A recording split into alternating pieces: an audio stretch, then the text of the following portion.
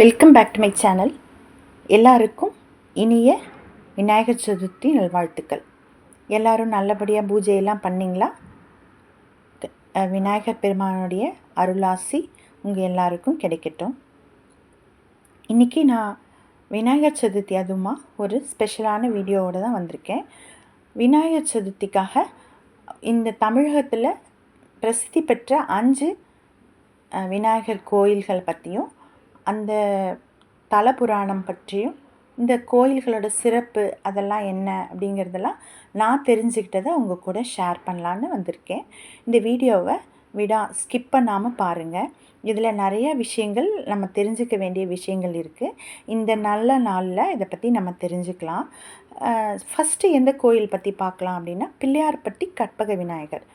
இது எங்கே இருக்குது அப்படின்னாக்கா சிவகங்கை மாவட்டத்தில் காரைக்குடிக்கு பக்கத்தில் இருக்குது.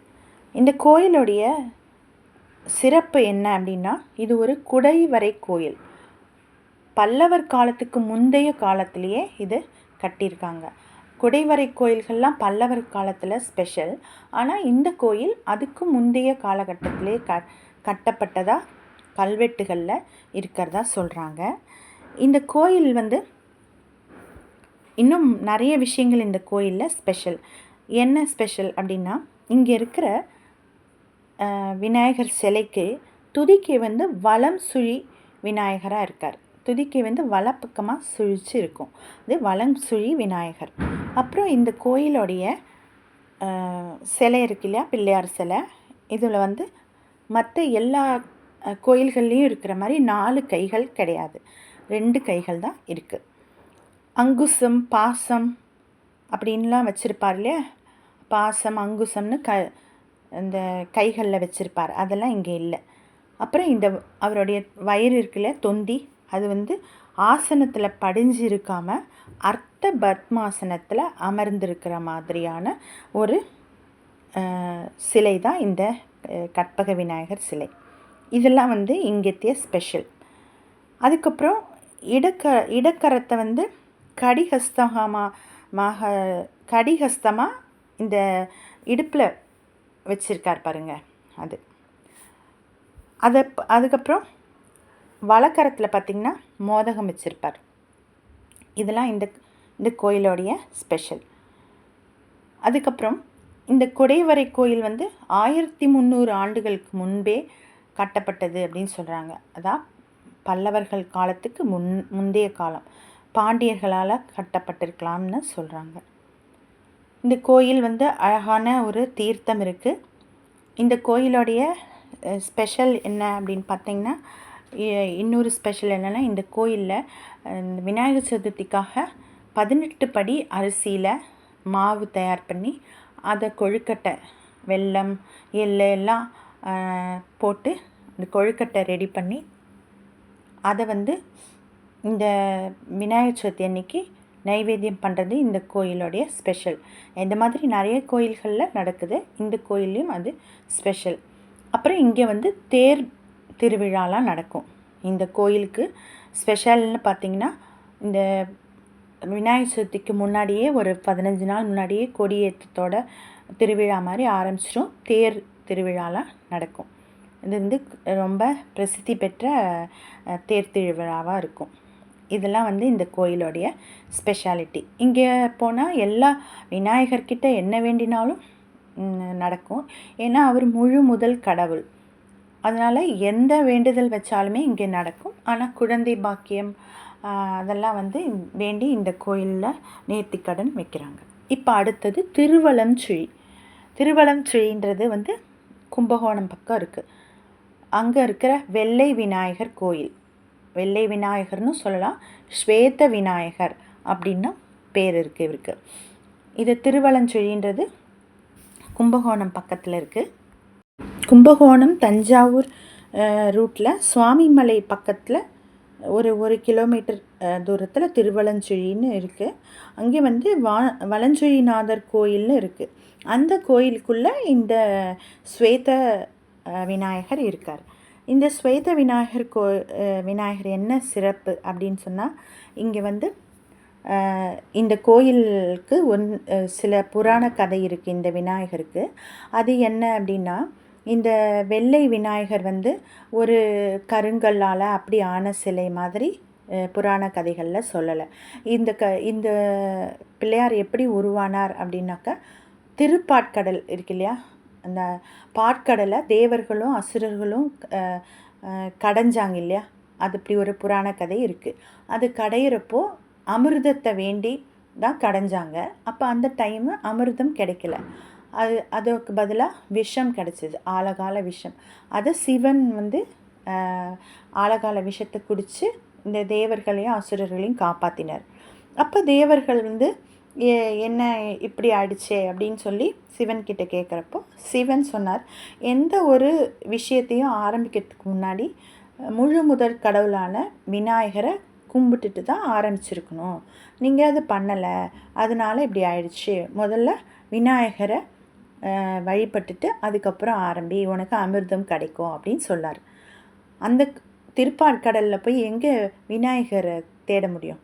அதனால் என்ன பண்ணாருங்க, அந்த தேவர்கள் எல்லாரும், அந்த இந்திரன் என்ன பண்ணியிருக்கார், அந்த பாற்கடலை கடையிறப்போ வந்த நுரை இருக்கு இல்லையா, அந்த நுரையால் ஒரு பிள்ளையாரை செஞ்சு அந்த பிள்ளையாரை வழிபட்டாங்க. அதுக்கப்புறம் அமிர்தம் கிடச்சிது.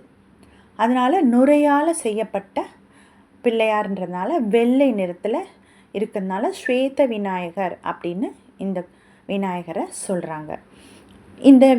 இந்த கதையைப்படி பார்த்திங்கன்னா இந்த சிற்பம் வந்து சின்ன சிற்பம் தான்.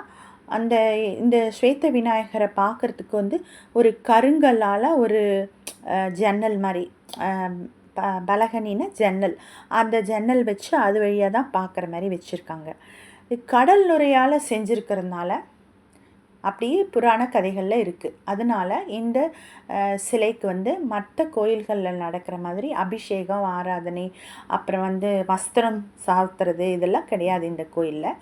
அதுக்கு பதிலாக புனுகு, அப்புறம் பச்சை கற்பூரம் இது தான் வந்து சாத்துறாங்க. அதுவும் பச்சை கற்பூரத்தை வந்து தொடாமல், அந்த சிலையை தொடாமல் அப்படியே தூவி விட்டு தான் பண்ணுறாங்க. அதனால் இந்த சுவாமிக்கு வந்து தீண்டா திருமேனி அப்படின்னு சொல்கிறாங்க, யாருமே தொடாத ஒரு சிலை. அப்புறம் இந்த விநாயகருக்கு வந்து இங்கே திருமணம் நடந்த தலம் அப்படின்னு சொல்கிறாங்க. இவருக்கு வாணி கமலாம்பிகான்னு 2 மனைவியோடு இருக்கிற மாதிரி அந்த கோயிலில் இருக்குது.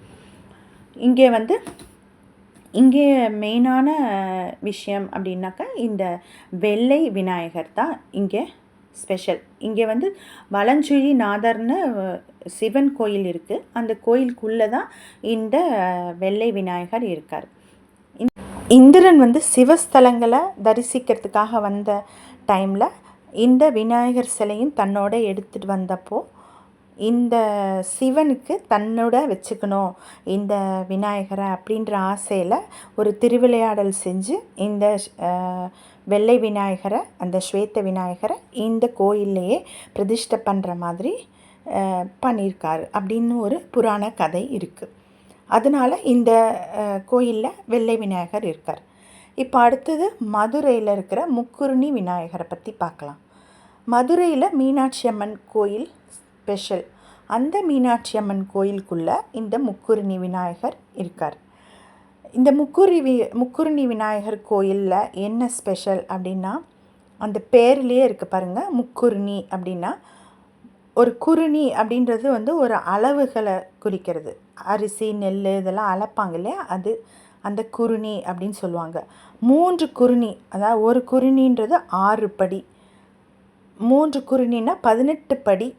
18 படி அரிசி மாவில் கொழுக்கட்டை செஞ்சு, எப்படி அந்த கற்ப விநாயகர் கோயிலில் பண்ணுறாங்களா அந்த மாதிரி 18 படி அரிசி மாவில் கொழுக்கட்டை செஞ்சு நெய்வேத்தியம் பண்ணுறதுனால அந்த பேரே இந்த விநாயகருக்கு வந்துடுச்சு, முக்குருணி விநாயகர்னு. இந்த மீனாட்சி அம்மன் கோயிலில் இந்த விநாயகர் ஒரு நல்ல பிரம்மாண்டமாக இருக்கார். அவருக்கு இந்த விநாயகர் சதுர்த்தி அப்போ ராட்சச கொழுக்கட்டை, அதாவது அந்த 18 படியில் செஞ்ச அந்த கொழுக்கட்டையை நைவேத்தியம் செய்கிறாங்க.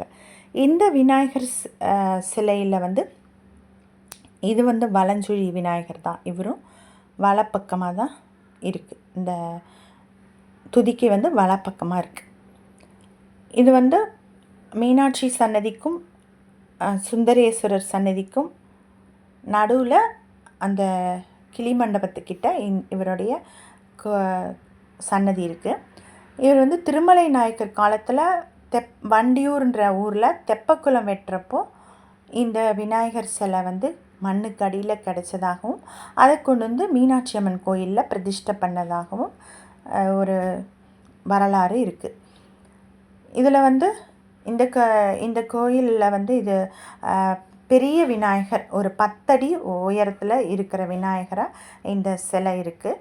நம்ம மீனாட்சி அம்மனை தரிசனம் பண்ணிவிட்டு வெளியில் வந்தாலே இந்த விநாயகரை பார்க்கலாம். நாங்கள் இப்போ ரீசெண்டாக போயிட்டு வந்தோம். இந்த முக்குருணி விநாயகரையும் பார்த்தோம். இங்கே நான் முன்னாடியே சொன்ன மாதிரி 18 படியில் அரிசி மாவில் ரெடி பண்ண கொழுக்கட்டையை வந்து இங்கே இந்த கோயிலில் பிரசாதமாக நெய்வேத்தியம் பண்ணுறதுக்கு இந்த மாதிரி ஒரு கம்பில் கட்டி எடுத்துகிட்டு போய் தான் வந்து இந்த கொழுக்கட்டையை நெய்வேத்தியம் பண்ணுறாங்க. இந்த கோயிலுடைய ஸ்பெஷாலிட்டி. இங்கேயும் எல்லா கோயில்லையும் இருக்கிற மாதிரி இந்த கோயில்லையும் எல்லா விதமான வேண்டுதலும் வைக்கலாம். நம்ம தொழில் விருத்திக்கு, அதுக்கு அப்புறம் வந்து திருமண பாக்கியம் எல்லாத்துக்குமே இந்த விநாயகரை வேண்டிக்கிட்டால் நல்லது. இப்போ அடுத்தது புதுச்சேரியில் இருக்கிற மணக்குள விநாயகர். பாண்டிச்சேரி வந்து ஃபேமஸாக நிறைய இடங்கள் இருக்குது. ஆனால் அதில் மிக முக்கியமானவர் வந்து இந்த மணக்குள விநாயகர் கோவில். இது வந்து ஃப்ரெஞ்சு பீரியடுக்கு முன்னாடியிலேருந்தே இந்த கோயில் இருக்குது. இதுவும் ஒரு பழங்காலத்து கோயில். அதுக்கப்புறம் புனரமைச்சு கட்டியிருக்காங்க. மணக்குள விநாயகர்ன்றது வந்து மணல் குல விநாயகர். அது வந்து காலப்போக்கில் மணக்குள விநாயகர்னு மாறிடுச்சு. மணல் குளங்கள் மாதிரி இருந்த இடத்துல உருவான ஒரு விநாயகர் கோவில் இது. இந்த கோயிலில் வந்து அந்த கோயிலுக்கு உள்ளுக்குள்ள பிரகாரத்தில் இந்த விநாயகருடைய கதைகளெல்லாம் சிற்பங்களாக அழகாக வரைஞ்சி சித்திரங்களாக பெயிண்டிங் மாதிரி வரைஞ்சி வச்சுருக்காங்க. அது ரொம்பவே கலர்ஃபுல்லாக அழகாக இருக்குது இந்த கோயிலில். இந்த கோயிலில் வந்து ஸ்பெஷல் அப்படின்னு பார்த்திங்கன்னா இந்த மணல் குலத்தில் இருந்த விநாயகர்ன்றதுனால அது ஆதி காலத்து விநாயகர். இது கடற்கரையை ஒட்டி நிறையா உப்பங்கழிகள் இருந்ததாம். அந்த உப்பங்கழிகளுக்கு அருகில் ஒரு இடத்துல வந்து மணல் நிரம்பிய ஒரு குளம் இருந்ததாகவும் அங்கே வந்து அரச மரத்தடியில் ஒரு மகாரிஷியால் இந்த மணக்குள விநாயகர் சிலை கண்டெடுக்கப்பட்டு அதுக்கப்புறம் அங்கே உருவாகிருக்கு. இந்த கோயில் வந்து 1666 ஆண்டுக்கு முன்பே உருவாகி இருக்க வேண்டும் அப்படின்னு கல்வெட்டு ஆராய்ச்சியாளர்கள் சொல்கிறாங்க. அந்த ஃப்ரெஞ்சு காலத்துக்கு முன்னாடி. ஆனால் இந்த கோயிலில் வந்து இந்த விநாயகருடைய வழிபாட்டுக்கு வந்து இந்த ஃப்ரெஞ்சுக்காரங்க நிறைய இடையூறு பண்ணியிருக்கிறதாகவும் சொல்லியிருக்காங்க. அதுக்கு காலப்போக்கில் இவங்களே ஃப்ரெஞ்சுக்காரங்களே இந்த விநாயகருடைய பெருமைகளெல்லாம் உணர்ந்து அதுக்கப்புறமா அவங்களும் வழிபட ஆரம்பித்ததாகவும் சொல்கிறாங்க. இந்த விநாயகர் இடையூறு கொடுத்த அவங்கள வச்சே ஃப்ரெஞ்சுக்காரர்களை வச்சே அவருடைய அர்த்த மண்டபத்தெலாம் கட்ட வச்சதாகவும் ஒரு கதைகள் இருக்குது. இங்கே வந்து அழகழகான சித்திரங்கள் வரையப்பட்டிருக்கு. அது ரொம்பவே அழகாக இருக்கும். கோயிலில் ஒரு தங்க தேர் இருக்குது. இந்த தேருடைய உயரம் பார்த்திங்கன்னா 10 அடியில் ஒரு அழகான தங்கத்தேர் அந்த பிரகாரத்தில் வச்சுருப்பாங்க. அதை நம்ம பார்க்க முடியும். 2006ஆம் ஆண்டுக்கு மேலே அதை வந்து யூஸ் பண்ண ஆரம்பிச்சிருக்காங்க. தேரில் வந்து பவனி வர வச்சுருக்காங்க. விஜயதசமி அன்றைக்கெலாம் இந்த தேரில் விநாயகரை வச்சு தேரோட்டம் நடத்துவாங்க. இப்போது விநாயகர் சதுர்த்திக்கும் பண்ணுவாங்க. இதுதான் இந்த கோயிலுடைய ஸ்பெஷல். அதுக்கப்புறம் இந்த கோயிலுடைய இன்னொரு ஸ்பெஷல் என்னென்னா, இது ஆதிமூர்த்தியாக ஒருத்தர் இருந்தார். அதுக்கப்புறம் இந்த புதுசாக ஒரு சிலையும் பக்கத்துலேயே வச்சு 2 சிலையும் வழிபடுறாங்க. இப்போ நம்ம பார்க்க போகிறது திருநாரையூரில் இருக்கிற பொல்லா பிள்ளையார். பொல்லா பிள்ளையார் அப்படின்னா என்னங்க அப்படின்னா, பொல்லா அப்படின்னா உளி வச்சு செதுக்காத, உளியே படாமல் தானாக சுயம்புவாக வந்த ஒரு பிள்ளையார் இவர். உளி வச்சு செதுக்கலை, அதனால் இந்த பொல்லா அப்படிங்கிற பேர் வந்து அதனால தான் வந்தது. அது காலப்போக்கில் பொல்லா பிள்ளையார்னு அந்த பெரிய இல்லுக்கு பதிலாக சின்ன இல்லு போட்டு பொல்லாதவருங்கிற மாதிரி வச்சுட்டாங்க. அது கிடையாது, இது உளியே படாத தானாக சுயம்புவாக உருவாக்கின பிள்ளையார் இவர். இது வந்து திருநாரையூர் அப்படின்ற ஊர்கிட்ட இருக்குது. இந்த பிள்ளையார் வந்து ரொம்ப பிரசித்தி பெற்றவர். எப்படின்னா, நம்பியாண்டார் நம்பி அப்படிங்கிறவர் வந்து சைவ திருமுறைகளை வந்து தொகுத்து வழங்கினவர். அவர் அந்த மாதிரி தொகுத்து வழங்கிறதுக்கு காரணமாக இருந்தவரே இந்த பொல்லா பிள்ளையார் தான். அது என்ன கதை அப்படின்னு பார்க்கலாமா? இந்த நம்பியாண்டார் நம்பியோடைய அப்பா வந்து இந்த கோயிலில் பொல்லா பிள்ளையாருக்கு சேவகம் பண்ணுற ஒருத்தராக இருந்தார். அவர் ஒரு நாள் வெளியூர் போக வேண்டிய நேரத்தில் அவருடைய பையனான நம்பியாண்டார் நம்பிக்கிட்ட இந்த கோயில் கைங்கரியத்தை பார்த்துக்க சொல்லிட்டு போயிருக்கார். இந்த சிறுவனும் அழகாக பூஜையெல்லாம் பண்ணி நைவேத்தியம் செஞ்சு சாமியை சாப்பிட சொல்லி வற்புறுத்துறார். அப்போ சாமி சாப்பிடல. அப்போது வந்து சாப்பிட சொல்லி அந்த தலையை வச்சு அந்த பிள்ளையார் சிலை மேலே முட்டி அழுது வேண்டிக்கிறார். உடனே இந்த சிறுவனுடைய பக்தியை பார்த்து பிள்ளையாரும் சாப்பிட்டுடுறார். இது கேள்விப்பட்ட ராஜராஜ சோழர் காலத்தில் நடந்தது. ராஜராஜ சோழனுக்கு தெரிய வந்த உடனேயும் அவர் நிறையா பலகாரங்கள் இது எல்லாமே ஃப்ரூட்ஸ் எல்லாம் எடுத்துகிட்டு வந்து சாமியை சாப்பிட வைக்க சொல்லி சொல்கிறார். நம்பியாண்டார் நம்பியும் பாட்டு பாடுறார். ரெட்டை மணி மாலைன்ற அந்த மனமுருகி வேண்டி பாடுறார். பாடினப்போ உடனே பிள்ளையார் என்ன பண்ணுறாரு, தன்னுடைய பக்தன் வந்து மற்றவங்க முன்னாடி கேலி பேசிடக்கூடாதுன்னு அவரும் எல்லார் முன்னாடியும் அந்த நைவேத்தியத்தை சாப்பிடுறார். அதனால் இவர் வந்து பொல்லா பிள்ளையாரோடைய அருள் பெற்றவராக ஆயிட்டார் நம்பியாண்டார் நம்பி. அதை பார்த்த ராஜராஜ சோழனும் சாமிக்கிட்ட மனமுருகி வேண்டிக்கிறார், இந்த சைவ திருமுறைகளை எங்கே இருக்குது கண்டுபிடிக்கணும் அப்படின்னு சொல்லி. அப்போ சைவ திருமுறைகள் வந்து சிதம்பரம் கோயிலில் இருக்கிறதா அசரீரியாக சொல்லி அந்த இடத்துக்கு போய் அங்கே சிதம்பரம் கோயிலில் அப்படியே கரையான் அரிக்கிற ஸ்டேஜில் இருந்ததை எடுத்து இந்த நம்பியாண்டார் நம்பி மூலமாக அதை எல்லாத்தையும் தொகுத்து வழங்கியிருக்கார். இந்த கோயிலில் நம்பியாண்டார் நம்பியோடைய சிலையும் இருக்குது, அதே மாதிரி ராஜராஜ சோழனுக்கும் சிலை இருக்குது. இந்த வீடியோ உங்களுக்கு பிடிச்சிருக்குன்னு நம்புகிறேன். என்னுடைய இது மாதிரி நிறைய ஆன்மீக தகவல்களும் நம்மளுடைய சேனலில் வரும். அதெல்லாம் நீங்கள் பார்க்கணுன்னா என்னோடய சேனலை சப்ஸ்கிரைப் பண்ணி வச்சுக்கோங்க. தேங்க்ஸ் ஃபார் வாட்சிங்.